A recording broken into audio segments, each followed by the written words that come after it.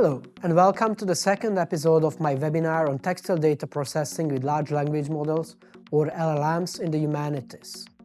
In the previous episode, we focused on information extraction. In this episode, we will look into data transformations. To begin with, let's address the question, why do scholars working with textual data need data transformations? To answer, I will share a personal experience.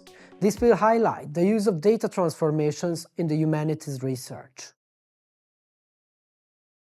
Around 10 years ago, I planned to conduct a small-scale research project with a friend of mine. We wanted to analyze text records from medieval Italy. Our data consisted of transcriptions of thousands of short texts, each detailing who paid taxes and how much they paid. In addition to the taxpayer's name and the amount paid, the text also mentioned the taxpayer's profession and place of residence.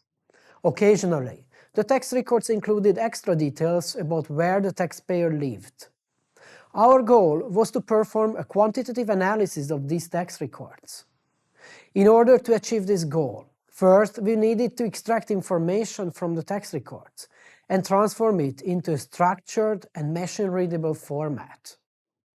The problem was that computers do not directly understand texts, and they cannot directly handle information embedded in textual data. How then did we address this issue? A human expert reviewed each text record, identified relevant information, and entered into an Excel spreadsheet.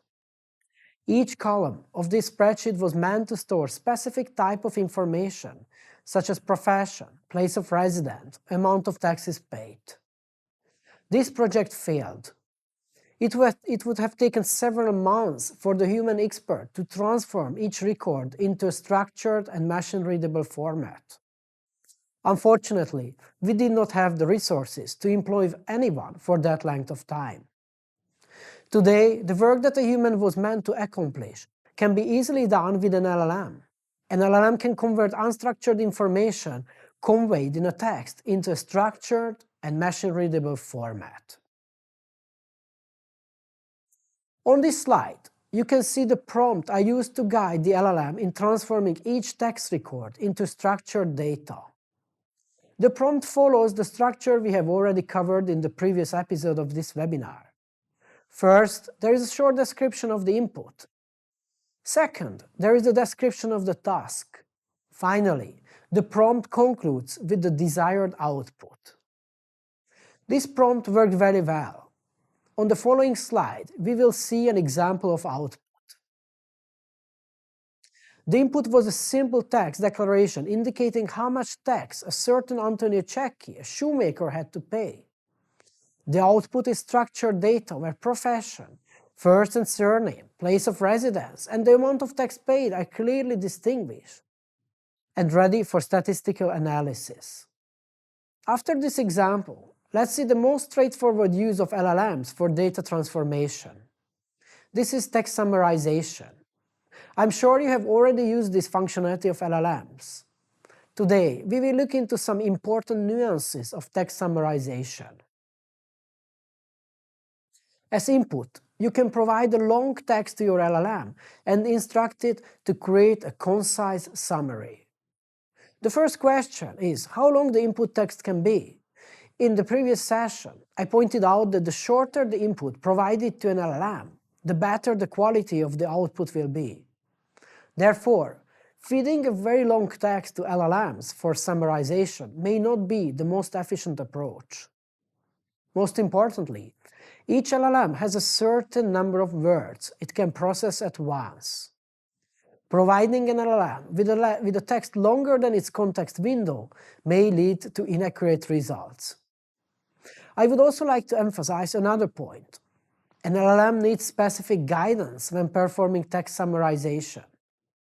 First, it needs to be instructed about the expected length of the summary. Second, it is helpful to focus the model's attention on key aspects of the input text. For instance, you can instruct it to summarize the text with special attention given to activities or concepts described in the text. Another way to guide the LLM when performing text summarization is to provide a question in the prompt.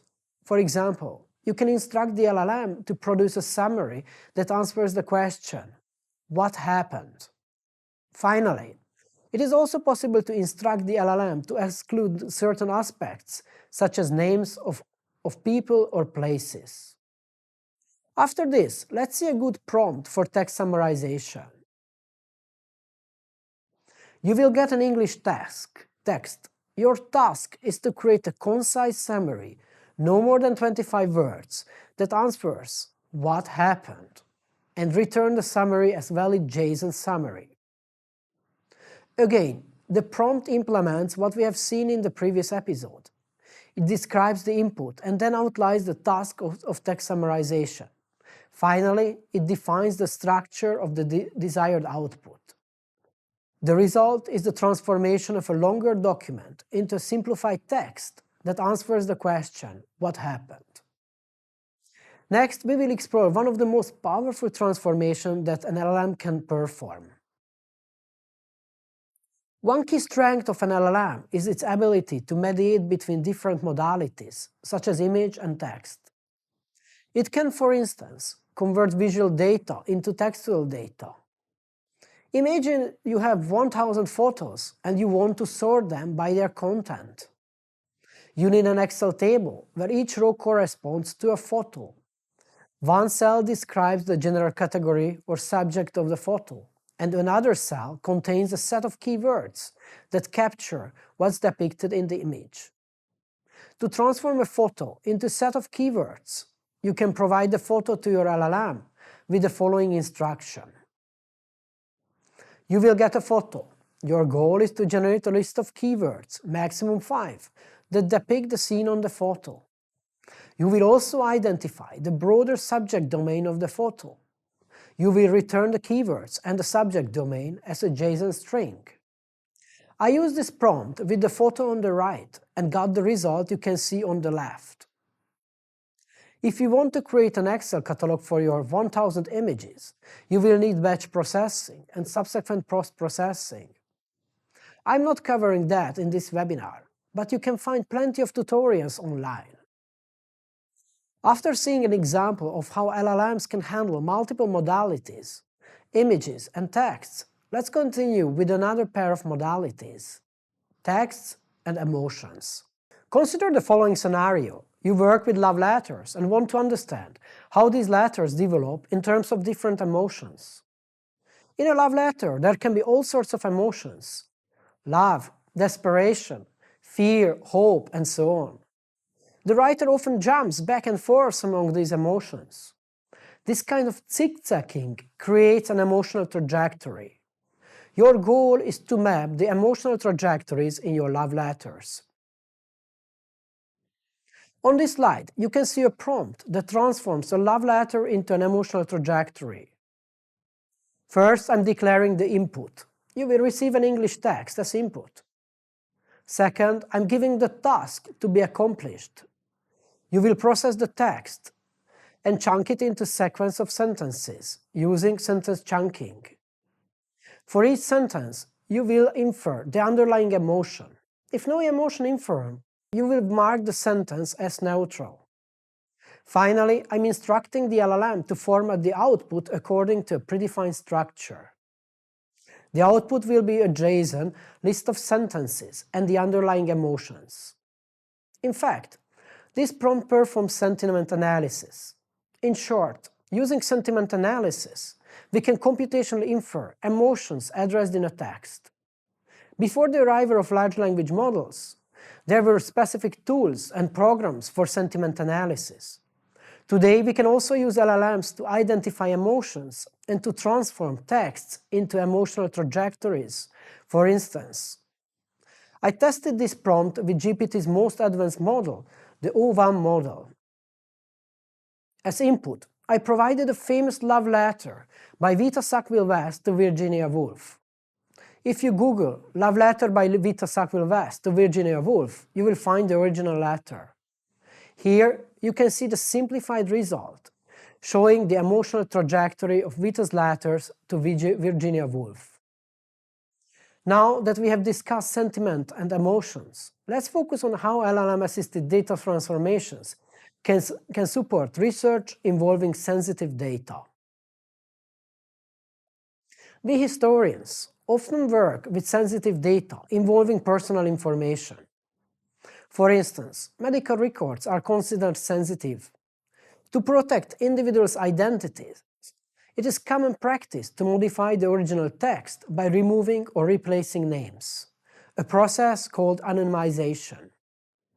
Unsurprisingly, LLMs can perform this task by substituting names with initials or random names. In summary, today we covered some of the most basic examples of LLM-assisted transformations. I want to emphasize that the possibilities for data transformations are endless. I strongly encourage you to try these options and experiment with them in your own research. At our next webinar, we will continue discussing transformations. However, we will focus on how to convert texts into powerful mathematical representations. Thank you very much for your attention.